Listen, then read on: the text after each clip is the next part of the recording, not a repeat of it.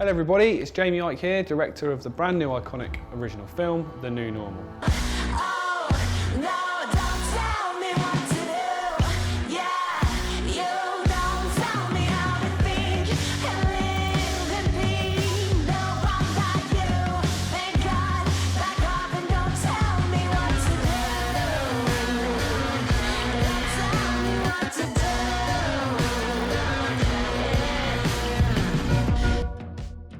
The overall plan of remaking our world and culture is not going to be ending. There are going to be additional operations, trying to get us into this new way of living, right? Where the government can just make dictatorial orders, where there's increased surveillance, getting us to participate in health passports and other things like that.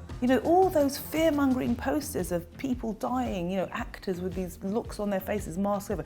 Did you do the right thing? Yeah. I mean, how dare they? Why are these people not being prosecuted right now for the fear that they've instilled? And we're going to have a tsunami of mental health cases now with children. I mean, we do know that what happens to young people, young children, when they're young, they might seem resilient, they're not resilient. For those people who are not aware, on the 2nd of July last year, myself and my solicitor issued a publicly published letter written to Sir Simon Stevens of the NHS. And since that happened, the charges and the investigation into me as a person escalated from both the GMC and the NHS. Right.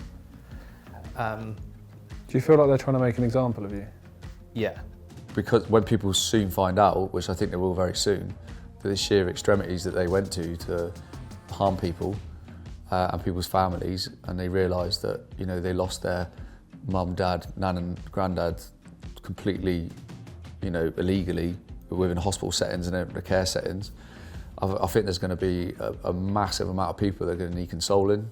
I think the veteran community can have a massive part to play in this, in terms of embedding themselves in communities to help manage, what will be a bit of a mental health crisis when people find out exactly what's gone down. Education has to happen, because at the moment what we're turning out is just little clones that are all forced through narrow doors. We need children to be brought up with wide eyes, questioning things, who are confident in themselves.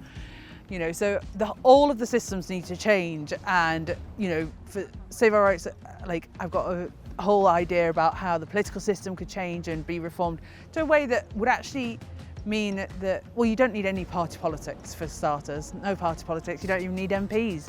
It's all outdated and obsolete, and it was created by rich and powerful people to keep rich and powerful people rich and powerful. What happened is, gradually over the years, the whole university became more and more ideological.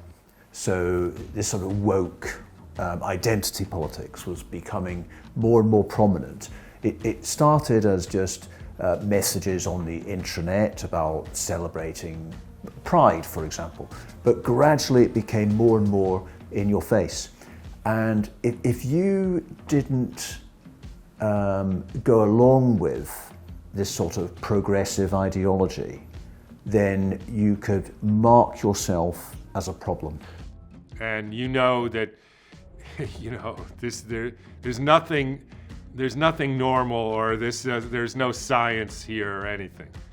And so part of you dies, and then you act it out. You feel depressed. Why? Because your soul, whatever that is telling you, you can't keep doing this. You just cannot live like this. A life without integrity, it's just not worth living. I do worry more about the younger people who, as you know, I'm very concerned about what this has all done to children, particularly not so much really small children, but sort of teenagers, sort of 9-year-olds who sort of can see this madness. You can protect the younger ones a little bit, but the 9, 10, you can't. They can really see the madness of what's happening, and they don't understand, how to deal with it. But the isolation, what's that done, that isolation? What has it done? It's pushed people online. which is probably part of the plan anyhow, was to get people online even more, get used to meeting people online, get used to people talking online to each other.